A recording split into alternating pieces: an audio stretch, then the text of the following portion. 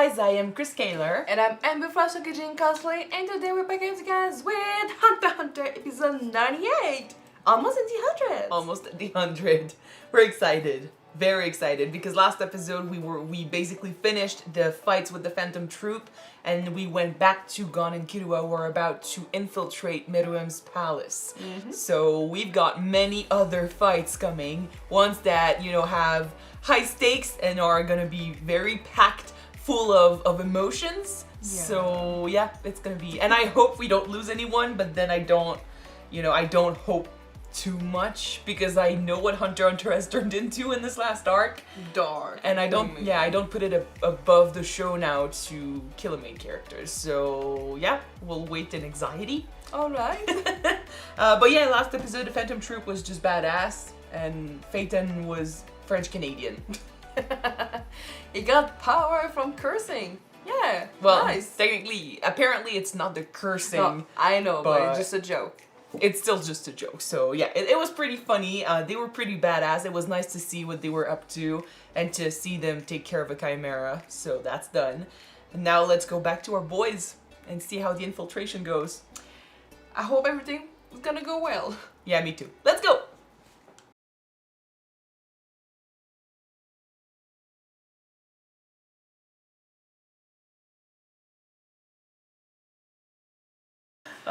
Okay. But yeah, it's such a difficult concept to understand and accept that when you're at war with stronger opponents, there are gonna be victims and casualties, and you cannot save everyone.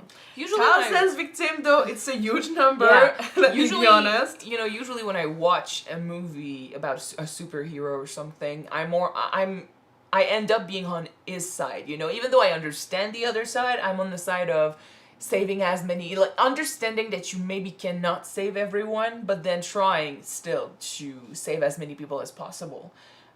Because, it's a story as old as superhero movies. The guy will try to save everyone, and then when he cannot save someone, he gets depressed and he wants to quit, and then someone comes along and says stuff like, you know what, you can't save everyone, but you can try.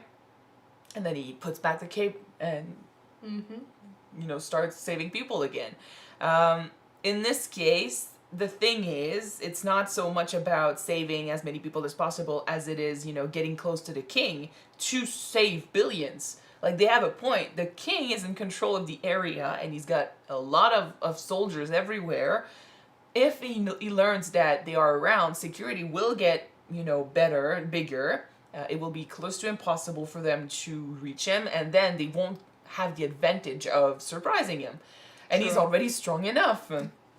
And the fact is, I think he's getting stronger and stronger every time he eats someone. So He does. if he learns that some people are, coming to kill him, and he, quickens or, he starts eating more of the people with the Nen abilities and stuff. Gosh, I can't speak today.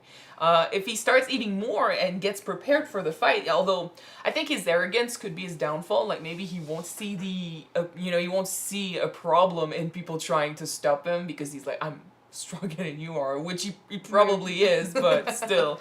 But he might get surprised if he's not.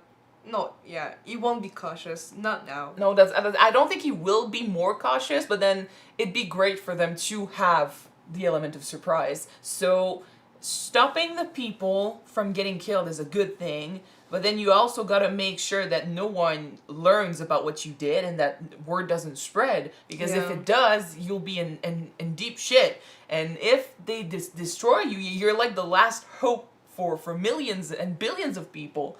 If you cannot defeat, if Netero cannot defeat Meruem, they're, I don't know They're who gonna can. be in deep shit, yeah? Yeah, so I do not agree usually, but in a more realistic setting, if you're at war or something and your life is on the line, the rule live to fight another day usually applies. And in this case, living means trying to stay as low as possible, as invisible as possible. Not to say that if you have the opportunity to save someone and it won't, affect your plan, just do it. That's good. Like I said, there's technically not no good answer there, because I if know. you don't act, people are still gonna die. And But you might save billions. You might save billions, but if you act on it, you might save those people, but you might end up killing many more because, like you said, we won't have any more the surprise effect on our enemies. So You see, like, the two that agree with the lay low and if you have to leave them to die are the assassin and, well, Shoot, I don't remember if Shoot said he was kind of like an assassin too, but he No. reminds me of an assassin. So No. it's the two level-headed guys of the group. So basically, Gon and Knuckle are very passionate and emotional. Although we know that Gon, when he gets tunnel vision, when his ambition, his emotions get in the way, he might forgo the people around him. He might leave them to die. So I think it all depends. But in this mindset, the Gon of right now would probably not like watching innocent people die. Although, would he follow his emotions? I don't think so. I think he's matured a lot. So it would depend on the situation. But I think right now he could probably control himself not to do anything. Let's hope. I mean, he's I really surprised do me. hope. He's surprised me a lot in the last few episodes. I know that once he sees Neferpito, he's gonna lose it. Yeah. So if Killua is around, it's gonna be a good thing for him to just try to keep him focused and not let his emotions take over, because that's not a good thing usually.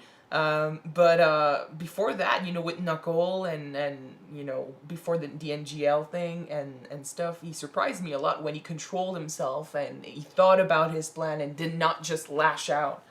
So he's maturing as a fighter and as a character. Hopefully that leads him to, making the right decisions in this case. Like I said, if you have the opportunity of saving someone without alerting anyone, then do it. Otherwise, try to do the better thing. Try to push through the need to save everyone.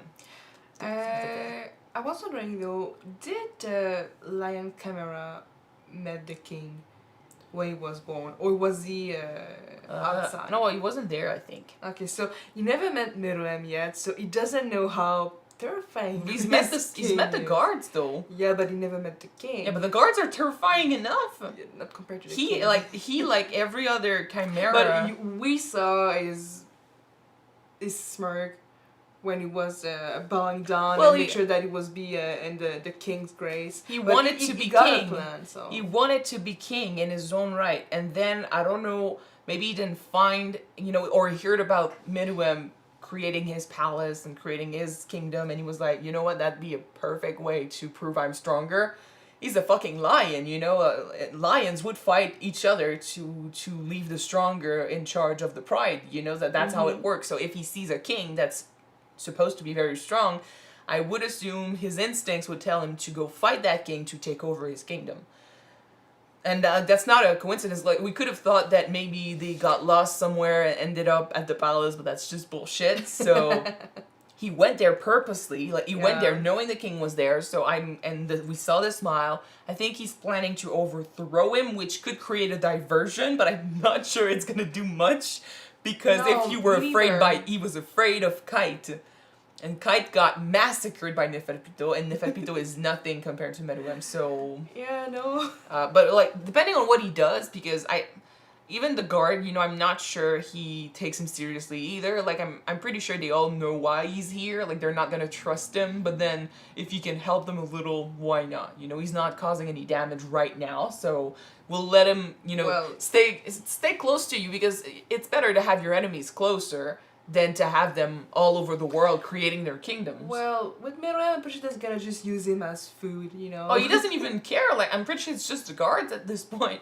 Yeah. They're like, and that's how I would do it, If I was one of the guards, or Meruem even, and I heard that the chimeras that were supposed to follow me have been spreading all over the world to create their own kingdoms, my pride would tell me to try to stop them. And if one of them comes back here and I know he's an enemy, I would not just send him packing, knowing he would try to become stronger or create a stronger army or, overtake my palace in far away from me where I can't see him. I would keep him close so I can keep an eye on him and manipulate him into giving himself up. Well, it's easier. Well, it's easier. It's safer. Yeah, maybe. but thinking like that will be more for the royal guards, not for I said if I was a guard or Yeah, Meruem okay. even. But Meruem, I don't think that he would think like that. For him, no, but he's got 3 guards. he's got 3 guards, but he doesn't care about them. No, I don't give a shit. He I doesn't care don't give about a shit. anyone. I said if I was a Like- guard or Meruem, so the guards could do it just as well as he could do it. And the guards can decide too, like if they want to keep him close to keep an eye on him, like it's easy. So then you overthrow him and you basically eat him up and get the Nen. Okay. Keep him close. I think it's a good idea. And I'm pretty sure they don't believe that he's, he wants to follow Meruem now after so many months of, well, I don't know how long he's been out, but at least a month. At the very least 1 month. Yeah, it's true because Gon just got back his Nen, so... Yeah, so 30 days, yeah. So at least 1 month. He's been away for 1 month and he never showed up, and then suddenly he shows up when there's an announcement of a huge, assembly for the king. Mm-hmm. Yeah, right. So yeah, he's planning something. Maybe it's gonna cause enough of a distraction for our guys, but I don't have much hope for this lion.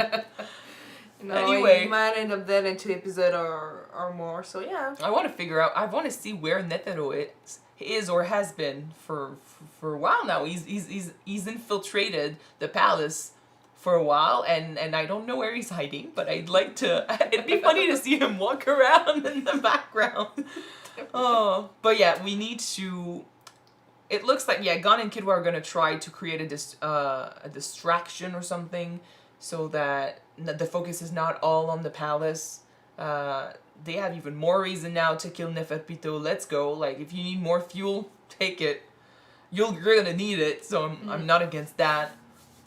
They've been manipulating the humans. They've been, killing them and using their bodies to spread fear and control over the place. They are evil. They need to go down. So yeah, I'm all for it. Okay.